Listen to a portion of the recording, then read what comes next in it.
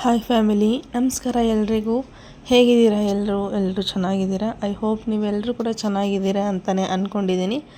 ನಾನು ಚೆನ್ನಾಗಿಲ್ಲ. Welcome back to fashion tech YouTube channel, one more new video. So ಇವತ್ತು ಕೂಡ ಒಂದು ಹೊಸ ವಿಡಿಯೋನ ನಿಮ್ಮ ಜೊತೆ ಶೇರ್ ಮಾಡ್ಕೊಳ್ತಾ ಇದ್ದೀನಿ. ಹಾಗೆ ಇವತ್ತು ಕೂಡ ನೈಟ್ ವಿಡಿಯೋನ ಅಂದರೆ ಈವ್ನಿಂಗ್ ಟೈಮು ವಿಡಿಯೋನ ಶೂಟ್ ಮಾಡ್ಕೊಳ್ತಾ ಇದ್ದೀನಿ. ಯಾಕೆ ಅಂತಂದರೆ ಆಲ್ಮೋಸ್ಟ್ ಡೇ ಟೈಮಲ್ಲಿ ನಾನು ಫ್ರೀ ಇರೋದಿಲ್ಲ. ಬೆಳಿಗ್ಗೆ ಎದ್ಬಿಟ್ಟು ನನ್ನ ಕೆಲಸ ಮುಗಿಸ್ಕೊಂಡ್ರೆ ಸಾಕಾಗಿರುತ್ತೆ. ವಿಡಿಯೋ ಅಂತೂ ಸ್ಟಾರ್ಟ್ ಮಾಡಲಿಕ್ಕಾಗೋದಿಲ್ಲ. ಅದು ರೇರು, ಯಾವಾಗಾದರೂ ವರ್ಕ್ ಕಮ್ಮಿ ಇದ್ದಾಗ ಮಾತ್ರ ಮಾರ್ನಿಂಗ್ ಟೈಮ್ ವಿಡಿಯೋ ಸ್ಟಾರ್ಟ್ ಮಾಡ್ಕೊಂಡಿರ್ತೀನಿ. ಬಟ್ ಈವ್ನಿಂಗಲ್ಲಿ ನೈಟ್ ಅಡುಗೆ ಮಟ್ಟಿಗೆ ಬಂದಾಗ ಮಾತ್ರ ವಿಡಿಯೋ ಶೂಟ್ ಮಾಡ್ಕೊಳಕ್ಕಾಗೋದು. ಸೊ ಅದಕ್ಕಿಂತ ಮುಂಚೆ ವಿಡಿಯೋ ಶೂಟ್ ಮಾಡ್ಕೊಳಕ್ಕಂತೂ ಆಗೋದಿಲ್ಲ. ಸೊ ಅದ್ರ ಜೊತೆ ನಾನು ಡೇ ಟೈಮಲ್ಲಿ ಏನು ಚಿಕ್ಕ ಪುಟ್ಟ ವಿಡಿಯೋ ಮಾಡ್ಕೊಂಡಿರ್ತೀನಿ ಡಿಸೈನ್ದು, ಸೊ ಅದನ್ನು ಆ್ಯಡ್ ಮಾಡ್ಕೊಳ್ತೀನಿ ಅಷ್ಟೇ. ಸೊ ಹಾಗೆ ಇವತ್ತು ಕೂಡ ನಾರ್ಮಲಾಗೆ ನೈಟ್ ಟೈಮ್ ವಿಡಿಯೋನ ಶೂಟ್ ಮಾಡ್ಕೊಳ್ತಾ ಇದ್ದೀನಿ ಅಷ್ಟೇ. ಸೊ ಇಲ್ಲಿ ನಾನು ಫಸ್ಟ್ ರೈಸ್ಗೆ ಅನ್ನ ಮಾಡಿಬಿಡೋಣ ಅಂತ ಹೇಳ್ಬಿಟ್ಟು, ಯಾಕೆಂದರೆ ಚಿನ್ನಿಮ್ಮ ವೈಟ್ ಮಾಡಲ್ಲ, ಬೇಗ ಮಲ್ಕೊಂಡ್ಬಿಡ್ತಾಳೆ. ಅಂದರೆ ಡೇ ಟೈಮಲ್ಲಿ ನಿದ್ದೆ ಮಾಡಿರಲಿಲ್ಲ ಇವತ್ತು. ಸೊ ಅದಕ್ಕೋಸ್ಕರ ಬೇಗ ಮಲ್ಕೊಂಡ್ಬಿಡ್ತಾಳೆ ಅಂತ ಹೇಳ್ಬಿಟ್ಟು, ಅಜ್ಜಿ ಫಸ್ಟ್ ಅನ್ನ ಮಾಡಿಬಿಡು, ಅವಳಿಗೆ ತಿನ್ನಿಸ್ಬಿಡ್ತೀನಿ, ಆಮೇಲೆ ಏನಾದರೂ ಮಾಡಿಕೊಂಡ್ರೆ ಆಗುತ್ತೆ ಅಂತ ಅಂದರು. ನನಗಂತೂ ಫುಲ್ಲು ಸುಸ್ತಾಗಿಬಿಟ್ಟಿತ್ತು, ಏನು ಮಾಡಲಿಕ್ಕೂ ಆಗ್ತಿಲ್ಲ. ಬಟ್ಟೆ ಕಟ್ ಮಾಡೋಕೆ ಕತ್ರಿ ಹಿಡಿದ್ರೆ ಕೈಯೇ ನಡುಗ್ತಾ ಇದೆ, ಅಷ್ಟು ಸುಸ್ತಾಗಿಬಿಟ್ಟಿತ್ತು. ಸೊ ಅದರಲ್ಲೂ ಒಂದು ಅರ್ಜೆಂಟ್ ವರ್ಕ್ ಇತ್ತಂತ ಹೇಳಿಬಿಟ್ಟು ಮುಗಿಸ್ಕೊಂಡು ಇಲ್ಲೇ ಕೆಳಗಡೆ ಕ್ಲಿನಿಕ್ ಇರೋದ್ರಿಂದ, ನಮ್ಮನೆ ಕೆಳಗಡೆನೇ ಇದೆ, ಬಿಲ್ಡಿಂಗ್ ಕೆಳಗಡೆ. ಸೊ ಕ್ಲಿನಿಕ್ ಇತ್ತು, ಮಧ್ಯಾಹ್ನ ನಾನು ತೋರಿಸ್ಕೊಂಡು ಬಂದುಬಿಡೋಣ ಅಂತ ನಾನು ಹೋಗೋಕ್ಕೂ ಡಾಕ್ಟ್ರು ಕೂಡ ಕ್ಲೋಸ್ ಮಾಡ್ಕೊಂಡು ಹೋಗೋಕ್ಕೂ. ಸೊ ಇದೊಳ್ಳೆ ಸಾಹಸ ಆಯ್ತಲ್ಲ ಅಂದ್ಕೊಂಡು ಮತ್ತೆ ಬಂದು ಆ ವರ್ಕ್ನ ಕಂಪ್ಲೀಟ್ ಮಾಡಿ ಇನ್ನೊಂದು ಫಿಟ್ ಮಾಡಿ, ಆಮೇಲೆ ನಿನ್ನೆ ಬೆಳಗ್ಗೆ ಬಂದುಬಿಟ್ಟು ಹೆಸರುಬೇಳೆ ಖೀರ್ ಮಾಡಿದ್ದೆ. ಸೊ ಅದಕ್ಕೋಸ್ಕರ ನನ್ನ ತಮ್ಮನೂ ಕೂಡ ಒಂದು ಲೋಟ ಖೀರ್ ತಂದುಕೊಟ್ಟ, ಅದನ್ನು ಕುಡಿದು ಸ್ವಲ್ಪ ಸುಧಾರಿಸ್ಕೊಂಡೆ. ಅದಾದಮೇಲೆ ಅದೇ ಒಂದು ಫಿಟ್ ಮಾಡಿ ಹಾಕಿದ್ರೆ ರನ್ ಆದರೂ ಆಗುತ್ತಲ್ವ ಅಂತ ಹೇಳಿಬಿಟ್ಟು ರನ್ ಆಗಲಿ ಅಂತ ಬಿಟ್ಬಿಟ್ಟು ನಾನು ಹೋದೆ. ಬಟ್ ಅದೇನಾಗಿದೆ, ಜರಿ ಕಟ್ಟಾಗಿದೆ, ಅದು ರನ್ನೇ ಆಗಿಲ್ಲ. ಒಂದು 30 ಮಿನಿಟ್ ಅಷ್ಟೇ ರನ್ ಆಗಿದ್ದು. ಸೊ ಇರಲಿ ಬಿಡು ಅಂತೇಳಿ ನಾನು ಹೋಗಿ ಕರೆಕ್ಟಾಗಿ 2:15, 2:15 ಆಗಿತ್ತು ನಾನು ಮಲ್ಕೊಂಡಾಗ. 5 ಗಂಟೆಗೆ ಎದ್ದಿದ್ದೀನಿ. ಅಷ್ಟು ನಿದ್ದೆ ಹೇಳಬೇಕು ಅಂತಂದರೆ. ಮತ್ತು ಮೆಡಿಕಲಲ್ಲಿ ಕೂಡ ನವೀನವರು ತಂದು ಕೊಟ್ಟಿದ್ರು ಮೆಡಿಸಿನು, ಬಟ್ ಸ್ವಲ್ಪನೂ ವರ್ಕೇ ಮಾಡಿರಲಿಲ್ಲ. ಹೇಳಬೇಕು ಅಂತಂದರೆ ಸ್ವಲ್ಪನೂ ಯೂಸ್ ಆಗಿರಲಿಲ್ಲ. ಗಂಟಲು ಪೂರ ಪೇಯ್ನ್ ಅಲ್ಲ, ಅದಂತರ ಉರಿ, ಏನು ತಿಂದ್ರೂ ಉರಿತಾಯಿತ್ತು, ನೀರು ಕುಡಿದ್ರೂ ಗಂಟಲು ಉರಿ, ಏನು ಮಾಡಬೇಕಂತಲೇ ಗೊತ್ತಾಗಲಿಲ್ಲ. ಆಮೇಲೆ ನೆಕ್ಸ್ಟ್ ಅಂದರೆ ನೈಟು ನಾನು ಬಾಯಲ್ಲಿ ಉಪ್ಪಳ್ಳ ಹಾಕ್ಕೊಂಡು ಮಲ್ಕೊಂಡೆ. ಸೊ ಅದೇನು ರಸ ನುಂಗ್ದಂಗೆಲ್ಲ ಅದು ಸ್ವಲ್ಪ ಕಮ್ಮಿ ಆಗ್ತಾ ಬಂತು. ಸರಿ ಅಂತ ಮಲ್ಕೊಂಡು ಬೆಳಗ್ಗೆ ಎದ್ಬಿಟ್ಟು ಸ್ವಲ್ಪ ಲೇಟಾಗೆ ಎದ್ದಿದ್ದು. ಸೊ ಬ್ರೇಕ್ಫಾಸ್ಟ್ ತಿಂದ್ಕೊಂಡು ಬಂದ್ವಿ. ಶಾಪಿಗೆ ಬಂದರೆ ಅಲ್ಲಿ ಕೆಲಸನೇ ಮಾಡೋಕ್ಕಾಗ್ತಾಯಿಲ್ಲ ಆ್ಯಕ್ಚುಲಾಗಿ ಹೇಳಬೇಕು ಅಂತಂದರೆ.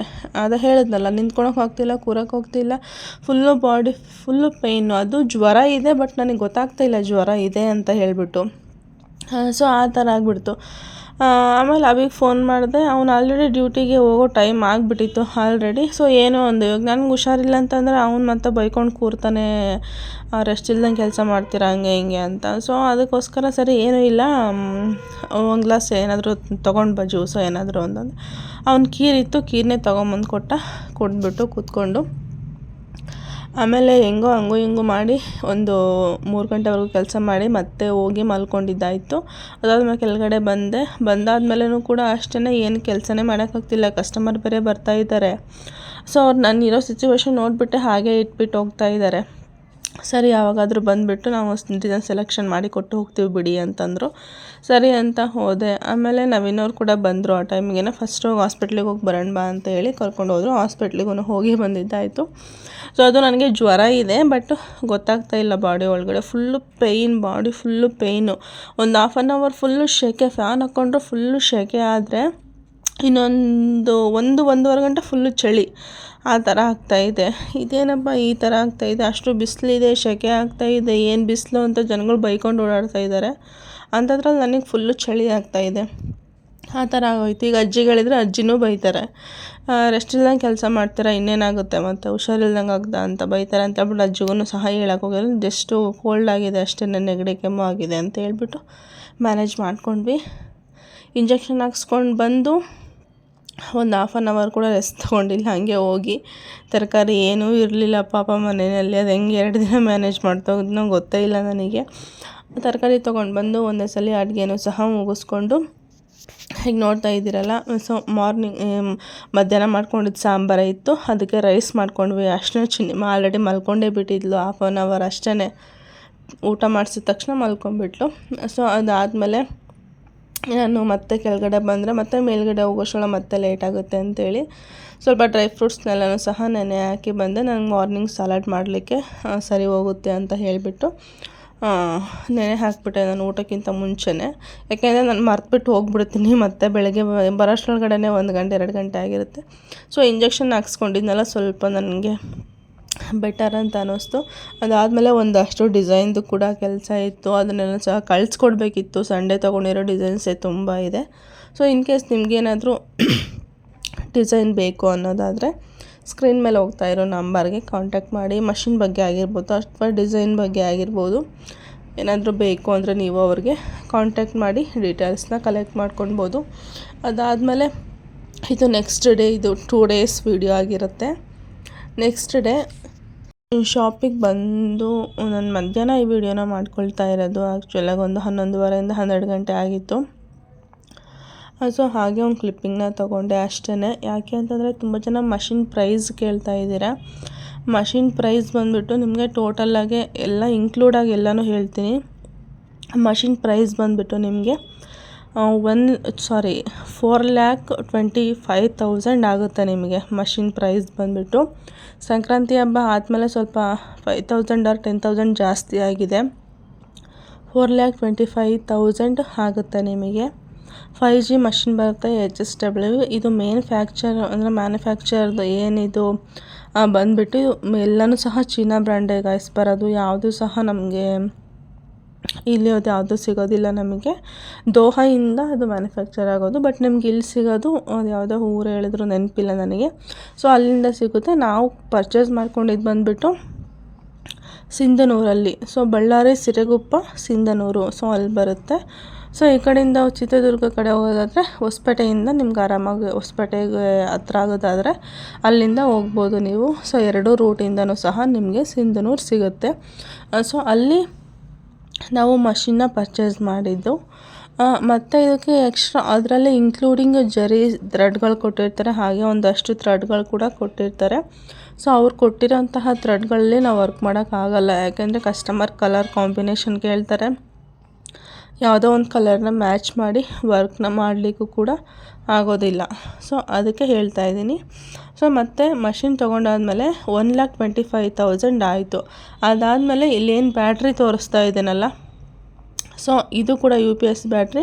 ಒಂದು 20,000-25,000ವರೆಗೂ ಇದಕ್ಕೂ ಮತ್ತೆ ಇನ್ವೆಸ್ಟ್ಮೆಂಟ್ ಮಾಡಬೇಕು ನಾವು. ಯಾಕೆ ಅಂತಂದರೆ ಇದು ಪವರಲ್ಲಿ ಓಡುತ್ತೆ, ಬಟ್ ಕರೆಂಟ್ ಹೋಗಿ ಬಂತು ಅಂದರೆ ಡಿಸೈನ್ ಸ್ವಲ್ಪ ಜಂಪ್ ಆಗುತ್ತೆ. ಸೊ ಆವಾಗ ಪ್ರಾಬ್ಲಮ್ ಆಗುತ್ತೆ. ಅಲ್ಲಿಗೆ 4,25,000 ಪ್ಲಸ್ 25,000 ಅಲ್ಲಿಗೆ 4,50,000 ಆಯಿತು. 4,50,000 ಆಯಿತು.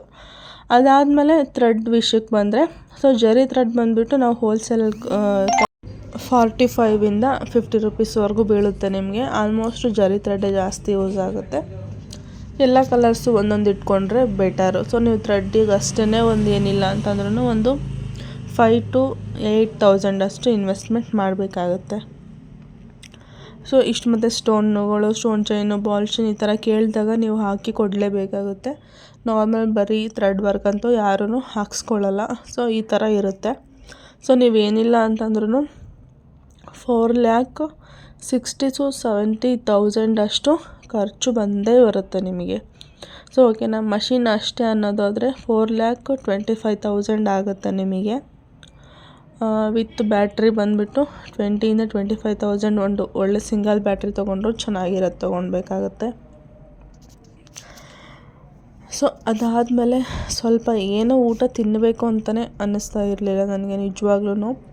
ಒಂದೆರಡು ತಿನ್ನೋ ಅಷ್ಟರೊಳಗಡೆ ಸುಸ್ತಾಗ್ತಾಯಿತ್ತು, ಆ ಥರ ಆಗ್ತಾಯಿತ್ತು.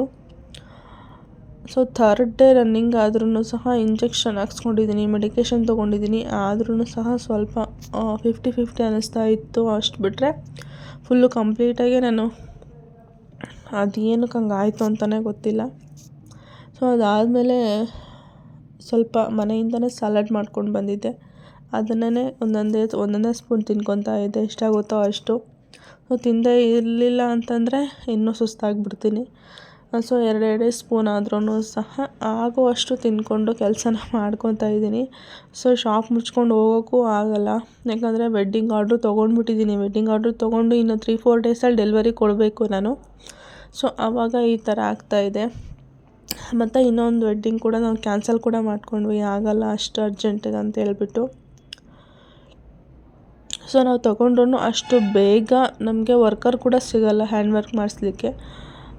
ಸೊ ಅದೊಂದು ಪ್ರಾಬ್ಲಮ್ ನಮಗೆ. ಸೊ ಅರ್ಜೆಂಟಲ್ಲಿ ಇರೋದನ್ನ ಆಲ್ಮೋಸ್ಟ್ ನಾನು ಕ್ಯಾನ್ಸಲ್ಲೇ ಮಾಡ್ಕೊಂಡಿದ್ದೀನಿ. ಸೊ ಇವಾಗ ಮಾತ್ರ ಪೆಂಡಿಂಗ್ ಇರೋವನ್ನ ಕ್ಲಿಯರ್ ಮಾಡ್ಕೊಳ್ತಾ ಇದ್ದೀನಿ. ಹಾಗೆ ಒಂದಷ್ಟು ಕೊರಿಯರ್ ಇದೆ. ಈ ಮಂತ್ ಫುಲ್ಲು ಡಿಲೇ ಆಯಿತು. ನಾವು ಎಷ್ಟು ಕ್ವಿಕ್ಕಾಗಿ ಕೊರಿಯರ್ ಮಾಡ್ತಾಯಿದ್ವೋ ಅಷ್ಟು ಡಿಲೇ ಆಯಿತು ನಮಗೆ. ಇಷ್ಟೇ ಇವತ್ತಿನ ವಿಡಿಯೋ. ನೆಕ್ಸ್ಟ್ ವಿಡಿಯೋದಲ್ಲಿ ಹೊಸ ಇನ್ಫಾರ್ಮೇಷನ್ ಜೊತೆ ಬರ್ತೀನಿ. ಅಲ್ಲಿವರೆಗೂ ಟಾಟಾ, bye bye, take care, lots of love. ಇದೇ ಥರ ಸಪೋರ್ಟ್ ಮಾಡಿ.